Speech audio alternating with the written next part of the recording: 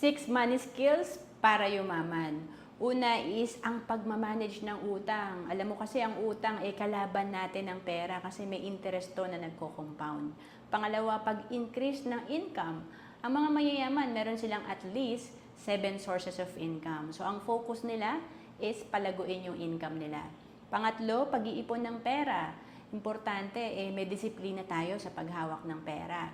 Pang-apat, ang pag-i-invest ng pera. So, mas lalago ang pera natin pag marunong tayong mag-invest. So, pwede natin itong paikutin sa negosyo at sa mga investment.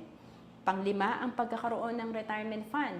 Lahat tayo magre-retire, kaya importante may pondo tayo na binibuild para dito. At pang-anim, ang pagkakaroon ng passive income.